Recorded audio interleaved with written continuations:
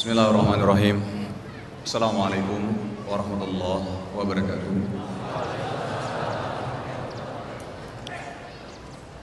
Alhamdulillah, salatu wassalamu ala Rasulillah wa ala alihi wa sahbihi ajma'in. Alhamdulillah bisa hadir di sini bertemu dengan saudara-saudaraku. Ini untuk beberapa kalinya saya ke Makassar. Suatu kehormatan bisa diundang ke sini dan banyak kenangan juga di Makassar. Beberapa sahabat saya juga orang Makassar dan hubungan kekerabatan antara orang Aceh sama orang Makassar katanya dekat sekali ya. Saya dikasih tahu sama orang tua saya. Alhamdulillah saudara-saudaraku, hari ini kita bisa berkumpul di sini karena Allah Ta'ala. Allah memberikan kita nikmat yang begitu luar biasa, nikmat sehat, nikmat waktu luang, dan nikmat-nikmat lainnya lagi yang kalau kita hitung nikmat-nikmat yang Allah berikan kepada kita tidak akan mampu kita menghitungnya. Salam dan salam kita sampaikan kepada junjungan kita Nabi Muhammad SAW, orang yang paling mulia akhlaknya, orang yang penuh perhatian dan kasih sayang terhadap keluarganya, orang yang paling baik, bijak, adil terhadap rakyatnya, dan orang yang paling berani di antara pasukannya. Baik saudaraku, sebelum kita nanti ke kajian tabligh akbar dari Ustaz Khalid Basalamah, saya diminta untuk sedikit sharing tentang pengalaman mengenal agama Islam lebih dalam ya. Nanti saya sedikit mungkin kita bahasakan sharing hijrah. Nah, saya akan sedikit sharing di sini. Lalu setelah itu nanti baru kita bersama-sama mendengarkan tabligh akbar dari Ustaz Khalid Basalamah ya. Kajian dari Ustaz Khalid Basalamah. Baik. Pertama saya mau memperkenalkan diri saya dulu. Nama saya Teguh Wisnu. Tapi sedikit mau yang saya sampaikan bahwa memang sekarang saya namanya inginnya lebih baik dipanggilnya Abu Adam. Adam adalah anak saya dan Abu Adam ini adalah nama kunyah. Dan ini memang disunahkan ketika memanggil nama kunyah. Tapi memang ada keinginan saya untuk mengganti nama saya. Mungkin saudara-saudaraku juga tahu ya, Wisnu itu apa. Saya sudah berbicara sama orang tua saya untuk mengganti nama saya. Jadi memang ada beberapa pertimbangan. Salah satunya adalah masalah nama ternyata adalah masalah yang sangat penting sekali di dalam agama Islam. Dan setelah saya baca salah satu kisah, ada seorang bapak bersama anaknya ketika datang ke Umar bin Khattab radhiyallahu anhu. Ketika bapaknya bilang kepada Umar bahwa anaknya ini durhaka. Lalu Umar marah kepada anak ini. Umar menanyakan kepada anak ini, kenapa kamu durhaka? Marah dia. Lalu anak ini yang dibilang durhaka ini ngomong sama Umar bahwa wahai Amirul Mukminin, apakah seorang anak itu ada hak dari orang tuanya? Lalu Umar mengatakan iya ada. Ya. Apa nih? Tadi saya minta di peci Makassar, tapi kepala saya agak gede, mohon maaf jadi kelihatan sempit ya. Baik, kita sambut guru kita Ustaz Khalid Basalamah. Baik, alhamdulillah guru kita Ustaz Khalid Basalamah sudah datang ya. Sedikit dilanjutkan tadi ya tentang hak anak yang didapatkan dari orang tuanya. Salah satu adalah waktu ketika anaknya mengatakan bahwa apakah seorang anak itu mempunyai hak dari orang tuanya. Lalu Umar bin Khattab radhiyallahu anhu mengatakan ada gitu. Yang pertama adalah mencarikan ibu yang baik kepada anak, mencari ibu yang baik untuk anaknya. Yang kedua adalah memberikan nama yang baik untuk anaknya. Yang ketiga adalah mengajarkan Al-Quran atau agama Islam kepada anaknya. Nah, ini ada poin penting, yaitu memberikan nama yang baik. Nah, mungkin saudara-saudaraku ketika mendengar nama Wisnu, apa pemahaman saudara-saudara semua? Oke. Nah ini dia, makanya saya sudah berbicara sama orang tua saya minta izin bahwa saya akan mengganti nama saya ya, dengan beberapa hal-hal yang memang kenapa saya menggantikan nama saya gitu. Salah satunya lagi adalah memang ketika keluar nama anak saya adalah Teguh Adam Al-Fatih, tidak ada nama Wisnunya memang. Jadi ini membuat kadang-kadang imigrasi itu bingung ya, ketika saya keluar kok ini anak siapa gitu ditanya, ini anak saya Pak gitu. Loh kenapa nama bapak nggak ada di nama anak bapak gitu. Jadi ini membuat bingung imigrasi juga. Jadi akhirnya saya memutuskan untuk menggantikan nama saya. Insya Allah nama saya nanti mungkin ada Fatihnya ya, karena nama anak saya Teguh Adam Al-Fatih. Mungkin kalau saya Teguh Al-Fatih, nama bapak saya bin Yusa gitu. Doakan semoga semuanya lancar. Baik, selanjutnya saya sedikit sharing ya. Saya ini lahirnya walaupun nama saya ada Teguh, memang bapak saya orang Aceh, keturunan Aceh, ibu saya orang Jawa. Nah, saya kalau lahirnya di Jakarta. Lahir di Jakarta tahun 85. Tapi sewaktu kecil saya dibawa bapak saya ke Aceh. Dibawa bapak saya ke Aceh, dari Jakarta dibawa ke Aceh. Karena orang tua saya, bapak saya ya, kerjanya itu di Aceh. Tumbuh kembang di Aceh sampai umur sampai kelas 2 SMP lah. Sampai kelas 2 SMP, kelas 3 SMP saya pindah ke Jakarta. Sampai di Jakarta ya sekolah seperti biasa ya. Pindahnya karena alasan pendidikan memang. Karena ingin sekolah dengan harapan pendidikan Jakarta itu memang lebih baik daripada di Aceh gitu ya. Harapannya biar sekolahnya lebih bagus lagi di sana gitu. Sampai di Jakarta sekolah SMP, SMA, kuliah. Tapi akhirnya tiba-tiba malah terjunnya ke dunia sinetron ya. Terjunnya ke dunia sinetron. Ini memang menjadi tanda tanya orang tua saya juga. Kamu jauh-jauh di sekolah ini ke Jakarta malah jadi pemain sinetron gitu. Tapi memang ada alasannya saudara.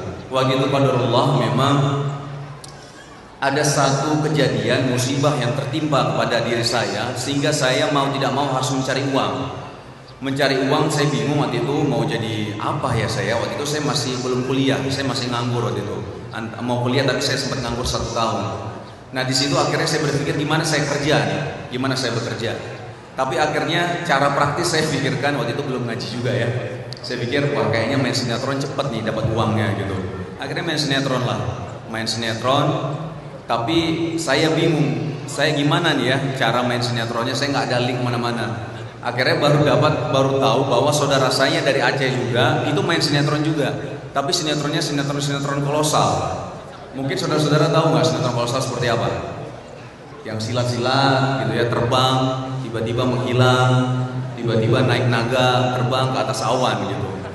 Memang tidak masuk akal memang. Nah tapi akhirnya saya minta sama saudara saya bilang boleh nggak saya main sinetron? Katanya ikut casting aja noh gitu. Jadi ada proses ketika masuk sinetron itu ada prosesnya gitu. Nah di situ saya bilang bisa nggak saya nggak perlu lewatin proses casting, saya langsung main sinetron. Nggak bisa gitu, nggak usah casting deh. Saya bilang gitu kan itu saudara saya ini kan main di sinetron kolosal, ada naga-naganya ya, ada tiba-tiba ada burung apa gede gitu segala macam. Saya bilang saya jadi itu saja, saya bilang gitu. Saya jadi naganya, saya pakai baju jubahnya, biar nggak kelihatan muka saya, yang penting saya dapat duit, saya bilang kayak gitu. Tapi sama saudara saya ya dikasih semangat ya, jangan malu-maluin orang Aceh lah katanya. Orang Aceh kok malu gitu, ayo tunjukin keberanian orang Aceh katanya. Oh ya udah boleh lah. Saya kira ikut casting, tapi memang melalui proses-proses akhirnya main sinetron. Dan memang akhirnya mungkin satu sinetron yang mungkin dikenalnya sama ibu-ibu kali ya. Ibu-ibu tahu ada satu sinetron saya yang cukup panjang, sekitar 4,5 tahun saya main sinetron itu. Saya 7 season main di sinetron itu, yaitu sinetron Cinta Fitri. Mungkin ibu-ibu yang tahu, bapak-bapak nggak tahu. Biasanya bapak-bapak nonton kepaksa diajak ibu-ibunya, biasanya kayak gitu. Dari pengalaman-pengalaman saya yang ada seperti itu. Saya tidak mau menceritakan sinetron di sini dan saya tidak membagi ilmu sinetron di sini. Tapi ini memang adalah proses yang saya lalui ketika saya mendapatkan hidayah. Apa ini? Adalah ketika saya mulai main sinetron, mulailah hilangnya semua. Dalam arti mulai ketertarikan akan dunia itu begitu besar sekali, sangat-sangat besar. Sampai-sampai saya langsung berpikir bahwa saya akan bahagia ketika uang saya itu banyak di rekening saya. Jadi mindset saya adalah kerja, dapat uang terus. Jadi saya pemikiran saya kayak gitu. Mindset saya seperti itu, bahwa saya akan bahagia ketika saya uangnya banyak. Saya banyak asetnya. Itu pemikiran saya dulu, ya. Akhirnya kerja sampai benar-benar kata orang hard worker ya, kerja keras. Sampai biasanya saya kalau syuting itu dari Senin sampai Minggu, biasanya syutingnya Senin sampai Sabtu. Minggunya dikasih libur untuk istirahat. Tapi saya nggak mau istirahat. Minggu saya gunakan untuk kerja lagi. Kerja apa yang penting dapat uang. Karena mindsetnya itu, bahagia akan bahagia ketika uangnya banyak. Tapi ketika saya lalui ini, ketika uang mulai menumpuk di rekening saya, ketika saya mulai membeli aset-aset ya, kayak misalnya dalam arti rumah, saya bisa beli mobil, saya beli tanah. Tapi mulai ada pemikiran, nggak tahu kenapa, mulai ada perasaan ya, mulai perasaan, kalau anak muda bilang perasaan galau. Perasaan galau ini jadi, kok saya uangnya ada, saya ada asetnya, tapi kenapa saya nggak bahagia?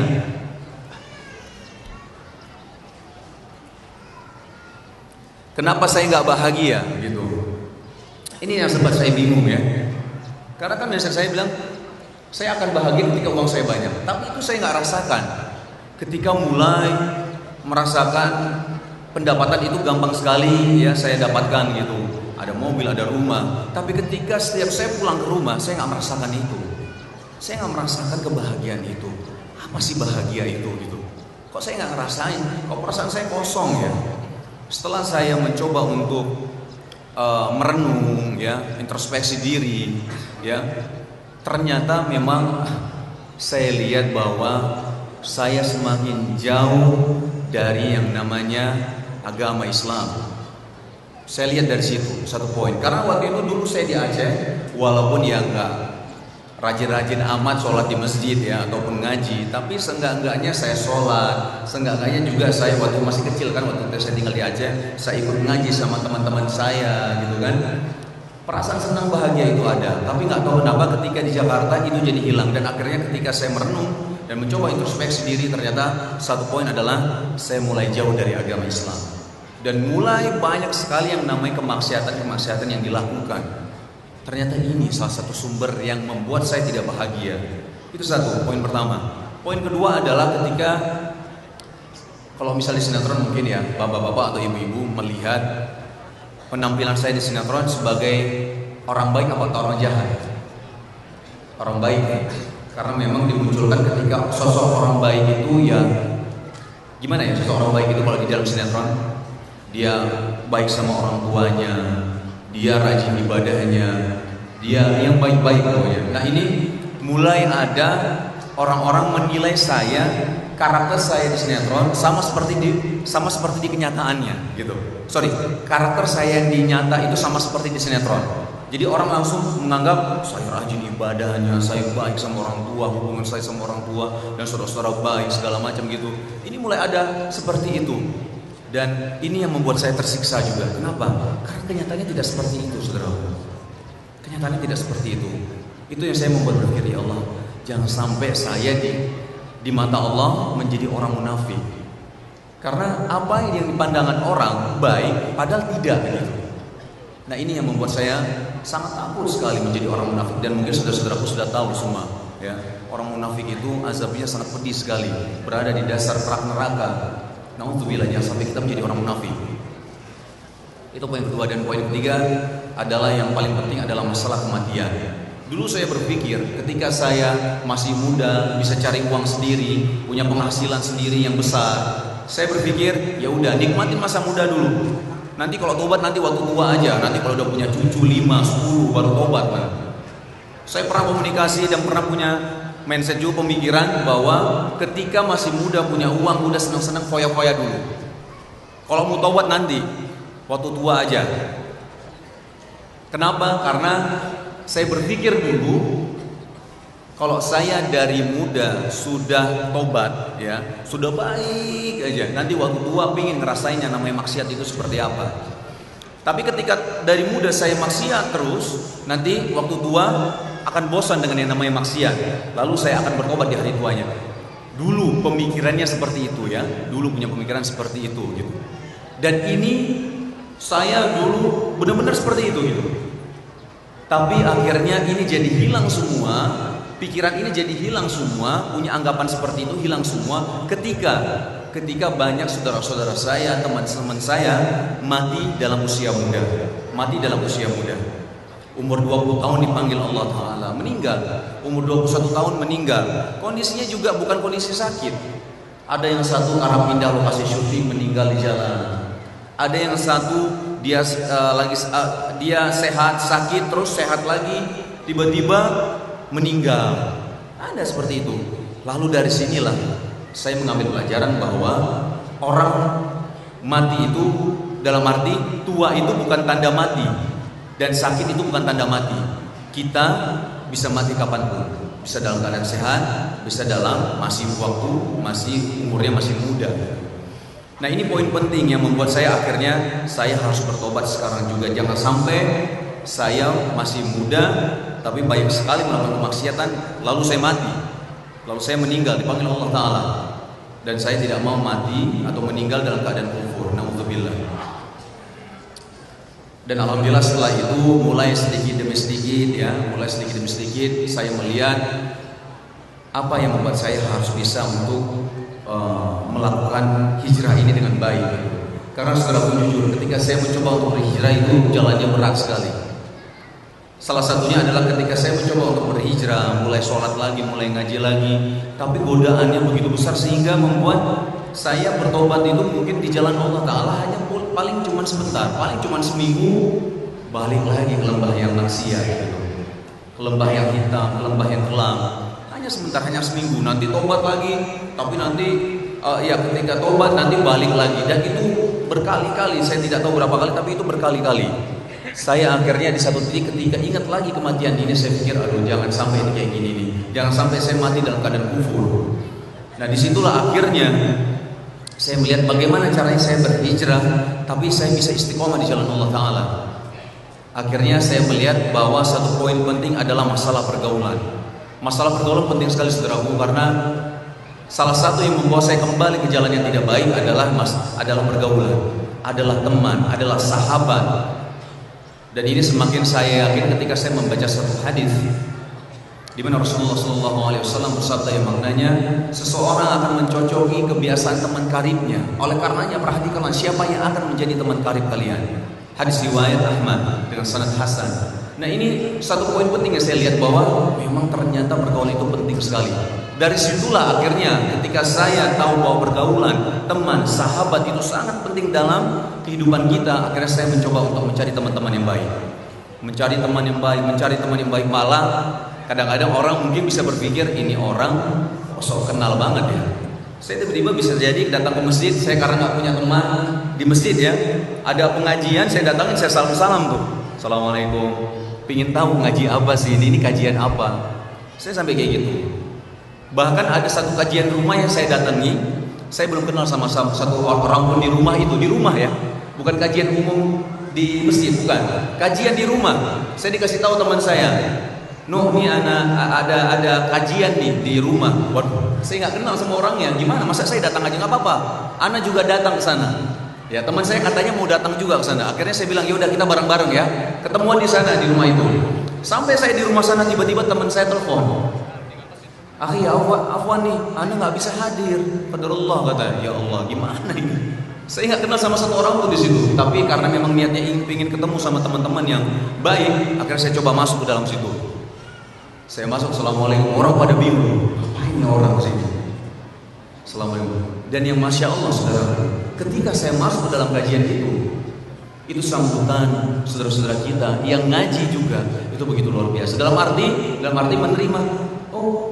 Mas Yusuf kan mas ngaji mas gitu, kita ikut kajian bersama-sama gitu. Dan yang masya Allah lagi adalah ternyata banyak teman-teman saya yang waktu itu menjadi kru waktu syuting iklan saya. Dulu saya ada satu produk deterjen ya, mungkin kalau misal pernah lihat ya, saya pernah menjadi satu brand ambassador deterjen. Itu krunya, saya keliling Jawa sama kru tersebut. Ya saya tahu mereka juga, dan mereka tahu saya seperti apa dulu gitu. Saya kaget ketika saya lihat itu kru-krunya, Masya Allah, dan jenggotnya Masya Allah panjang-panjang. Saya sampai lupa namanya karena sudah lama ketemu kan. Saya lihat, Masya Allah, ini antum ini. Iya, ya wis apa kabar wis gitu. Masya Allah. Wah, merinding saya benar. Saya lihat guru saya yang bagaimana saya tahu kelakuannya juga ngaji, dan Masya Allah, mudah-mudahan kita doakan istiqomah saudara-saudara kita ini. Dan itu akhirnya saudara-saudaraku ya. Jadi memang perjalanannya, dan memang akhirnya saya mencoba untuk belajar lebih dalam sampai akhirnya saya bertemu dengan beliau, Ustaz Khalid Baslama. Ini yang membuat saya semakin bertekad lagi untuk menuntut ilmu lebih dalam lagi.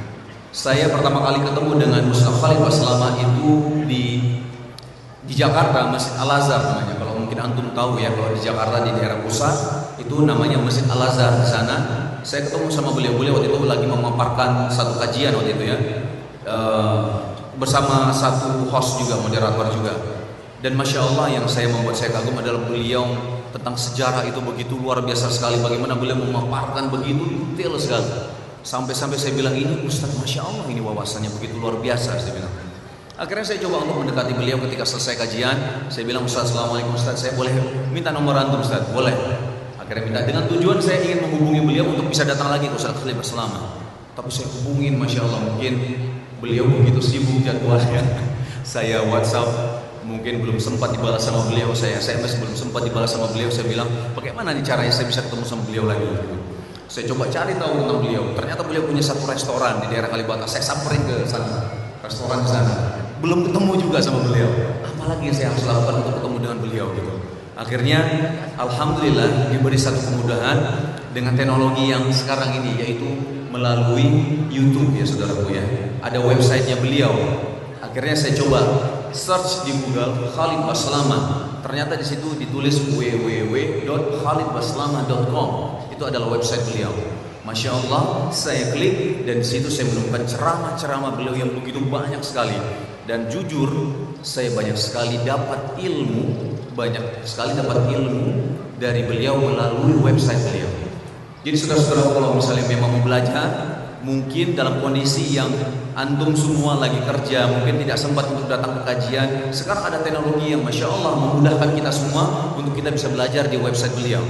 Coba klik saja nama beliau Khalid Baslama, nanti akan digiring ya ke satu website www.khalidbaslama.com. Insya Allah antum akan mendapatkan banyak ilmu di situ. Dan alhamdulillah di zaman kita yang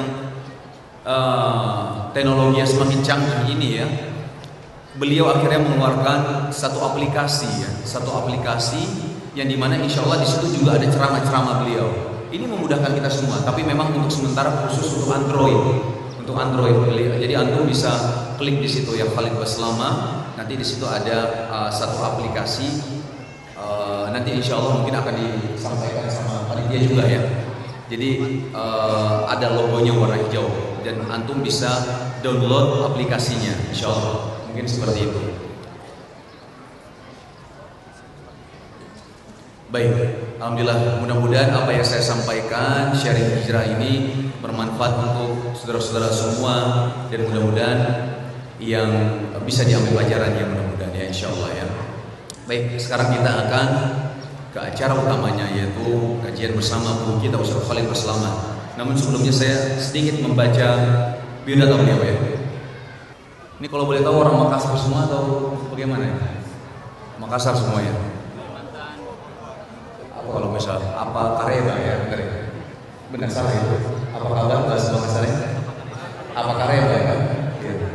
Makanan Makassar itu Masya Allah enak-enak ya. Saya suka sekali dengan apa iga itu, pondro. Saya waktu yang pondro bakar, saya makan lupa daerah mana. Saya datang ke satu restoran, saya lihat restoran biasa saja, ya. Tapi ketika saya datang ramai, Masya Allah, dagingnya gede sekali. Dia sekali daging segini, gimana saya habiskan? Ternyata bisa habis juga, alhamdulillah. Itu Makassar ya, otak-otaknya luar biasa. Saya juga pernah makan bakso itu di depan Pantai Losari. Ada bakso itu kan? Benar. Saya sambil bawa untuk untuk di rumah saya bawa bakso sama kuah binu juga, ini oleh-oleh bakso. Mungkin orang Jakarta bilang bakso juga banyak di Jakarta, tapi saya bilang ini beda ini, saya bilang. Terus banyak lagi ya kenang-kenangan di Makassar, sahabat saya juga orang Makassar, dan terutama memang saya terkesan sekali dengan makanan-makanan Makassar ini ya. Dan satu lagi, saya ini suka bola saudara, dan PSM Makassar masya Allah ya. Ini cuman sayang sekali nih Liga Indonesia nggak ada ya. Jadi gimana itu perkembangan bola kalau di sini? Nggak tahu ya. Sayang bakat-bakat pemain PSM Makassar kan masya Allah luar biasa ya. Ya, ada jalan juga. Tapi PSM Makassar, oh gitu. Oh masya Allah. Oh antum di jalan ya? Antum CEO PSM Makassar? Masya Allah. Ini boleh sedikit memaparkan sedikit. Insya Allah saya suka bola Pak. Saya suka bola. Dari Aceh saya main bola di pantai sama teman-teman saya. Nah itu saya suka sekali main bola dia di Aceh, main bola di pantai gitu ya, sampai Jakarta. Dan saya suka nonton Liga Indonesia juga ya. Dan alhamdulillah ya, PSM Makassar. Kenapa? Liga Indonesia ya. Saya suka Inter Milan memang. PSM Makassar juga masya Allah ya. Banyak pemain-pemain siapa ya beberapa dulu saya masih ingat ya. Bukan orang Italia, kita orang Indonesia ini. Siapa? Kipernya yang rambut panjang sih? Bukan, sorry. Aduh, banyak pemain PSM Makassar sebenarnya. Iya apa? Samsudin Umar. Siapa yang pemain tengah itu? Yang pemain timnas Samsudin Umar namanya bukan? Samsul Khairuddin. Iya, itu pemain timnas kita kok. Masya Allah itu pemain jangkar. Masih ada ya? Masih di PSM Makassar? Oh, kan sini di PSM Makassar. Masya Allah, ini kita harus dukung ini. Masya Allah, Masya Allah. Oke, kita sekarang sudah ini saya sedikit bacakan ya. Saya sedikit bacakan biodata dari Ustaz Khalid Basalamah. Nama beliau, nama panjangnya adalah Khalid Zid Abdullah Basalamah. Lahir di Makassar. Beliau adalah orang Makassar, ya. Lahir di Makassar 1 Mei 1975. Jenjang pendidikan beliau S1 Universitas Islam Madinah di Saudi Arabia, S2 Universitas Muslim Indonesia di Indonesia, dan S3-nya Universitas Tun Abdul Razak di Malaysia. Dan ada beberapa aktivitas bisnis beliau ya. Oke, sebelum kita panggil guru kita Ustaz Khalid Basalamah, saya sedikit membacakan tata tertib. Ini dari panitia ya, saya harus bacakan. Tata tertib kegiatan tabligh akbar. Yang pertama, disampaikan kepada seluruh jamaah untuk tidak memotret dengan blitz. Ini dari panitia ya, saudara, bukan dari saya. Jadi jangan pakai blitz kalau foto. Yang kedua, tidak diperkenankan untuk meletakkan alat perekam di meja pemateri. Yang ketiga, dimohon untuk tidak membuang sampah sembarangan dan menjaga kebersihan. Yang keempat adalah bagi yang membawa barang berharga agar menjaganya dengan baik. Dan yang kelima, bagi yang membawa anak untuk menjaga keamanan dan ketertiban. Nanti kalau bawa anak, tolong anaknya dijaga, karena memang ketika kita mendengar kajian dari guru kita itu kalau bisa benar-benar kita dengar dan kita catat poin-poinnya. Nanti insya Allah juga dari panitia juga akan menanyakan kepada jamaah juga ya, kepada saudara-saudara semua tentang kajiannya apa yang disampaikan. Insya Allah ada hadiah juga ya, ada hadiah untuk saudara-saudara semua. Insya Allah ya, bagi yang menjawab ya, dan bagi yang ditanya dan menjawab. Dan yang keenam adalah diminta untuk tidak ribut ketika majelis telah berlangsung. Yang ketujuh adalah bagi yang ingin bertanya untuk menulis ya. Jadi untuk saudara-saudara yang ingin bertanya, tulis, cari kertas, dan pertanyaannya diusahakan sesuai dengan tema yang kita pelajari, yang kita dengarkan maksudnya. Jadi dari sekarang siapkan kertas, kalau ada yang ingin tanya dengan temanya yang akan disampaikan, langsung ditulis, nanti tolong kasih ke panitia atau dioper ke depan saja. Dari belakang misalnya nggak usah jalan, langsung sodorin ke saudara di depan, tolong estafet ya, langsung dikasih nanti sampai ke sini insya Allah. Yang kedelapan adalah bila ingin bantuan agar kiranya menemui panitia yang menggunakan ID card. Jadi saya coba satu panitia boleh sisi, satu panitia. Oke, yang menggunakan ID card seperti ini, saudara-saudaraku. Ya, kalau ada yang ingin bertanya, silakan. Ya. Untuk 3 jam ini nggak kompak nih. 4 jam lagi ini nggak ada yang kompak. 2 jam 3 jam 4 jam. Baik. Assalamualaikum. Assalamualaikum. Assalamualaikum Ustaz, gimana sehat ya kawan ya? Alhamdulillah. Ustaz. Ini yang Ustaz tolong dihidupin. Ya, saya ini. Oh, dari situ. Baik, alhamdulillah Ustaz Khalid Beslama sudah di sini bersama kita semua yang dimana insya Allah akan menyampaikan kajian dimana temanya kita adalah inilah generasi emas Islam. Sekali lagi saudaraku, dimohon mendengarkan kajian ini dan kami harapkan mudah-mudahan dengan kajian kali ini bisa memberikan manfaat untuk kita semua. Dan sekali lagi, kalau ingin bertanya langsung tulis di kertas, nanti dioper saja ke depan, dioper ke depan sampai ke meja panitia. Insya Allah nanti akan di sesi tanya jawab akan ditanyakan kepada Ustaz Khalid Beslama kalau waktunya memungkinkan. Dan nanti kita juga Ustaz, kita nanti dari kajian antum, nanti kita juga akan bertanya kepada para jamaah dari kajian antum. Jadi nanti kita akan kasih hadiah kepada jamaah insya Allah. Oke. Baik, saya tidak panjang lebar lagi, saya serahkan langsung kepada guru kita Ustaz Khalid Beslama.